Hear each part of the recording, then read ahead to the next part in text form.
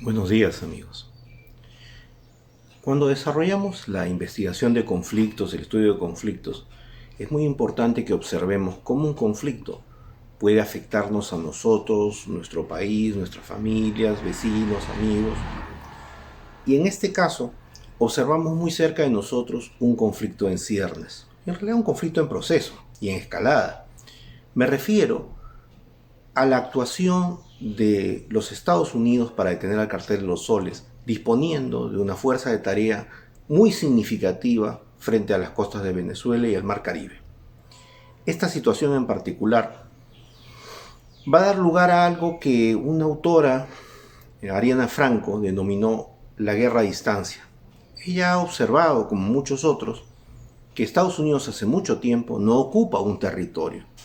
Lo que hace cuando quiere producir un cambio, capturar a alguien, es debilitar la capacidad defensiva de un Estado y, claro, para eso también la capacidad logística del país, es decir, alimentos, transportes, comunicaciones, agua y energía.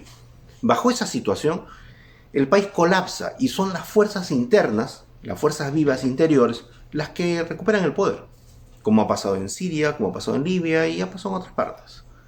Este modelo le ha funcionado muy bien a Estados Unidos porque implica un menor costo en vidas humanas para ellos y por otra parte resuelve el problema, pero no compromete a Estados Unidos en el control del territorio, la solución de los problemas que hay ahí. Y esto significa, primero, que pronto podría haber un intercambio de fuegos. Y bajo un intercambio de fuegos, la gente no huye por un futuro mejor, huye para salvar su vida. Y quien huye para salvar su vida es un refugiado. Alguien al que los países vecinos tienen que apoyar y proteger. Ahora bien, en un espacio de conflicto intenso, se puede presumir que los grupos irregulares dentro de Venezuela van a tomar el control de ciertas áreas y estos grupos irregulares por lo general están al margen de la ley. Y estando al margen de la ley van a hacer muchos abusos, van a cometer muchos abusos y esa población maltratada, agredida y abusada va a huir en condiciones muy precarias.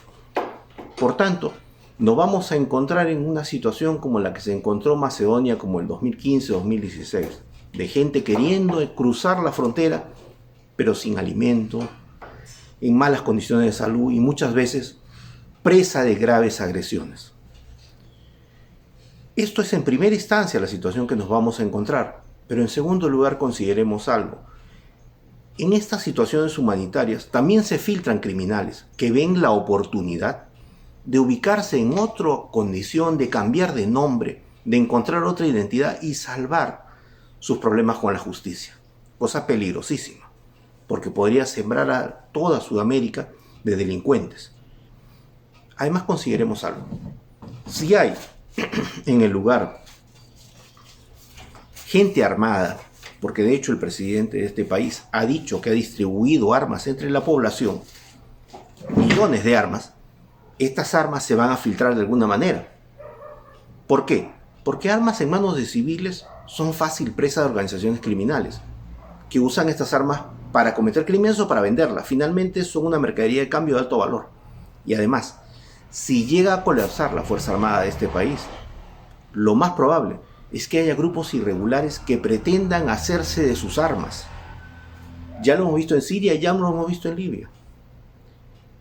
Y en estos casos han sucedido incluso acciones preventivas. En el caso sirio ustedes han visto, el ejército de Israel entró a destruir la fuerza naval, fuerza aérea y los arsenales de Siria. Pero en este caso eso no va a pasar. Por tanto, si su propia fuerza armada no protege sus arsenales y sus armas, estas podrían caer en cualquier mano. Y eso es un peligro para toda Sudamérica. Ante esta situación, tenemos que considerar algunas cosas. La primera es que el derecho internacional humanitario nos obliga a proteger al refugiado.